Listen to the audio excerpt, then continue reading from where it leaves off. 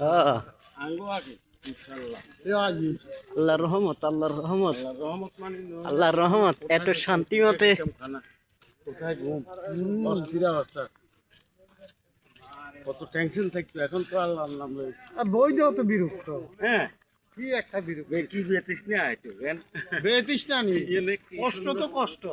আরো হইছে কুতুম করো হইছে যাই ভাত খাবাই তো এটা আমার সুন্দরী তার ঘুম সব কিছু এখন নিরিবিলি বাপ 3টা পর্যন্ত ঘুমো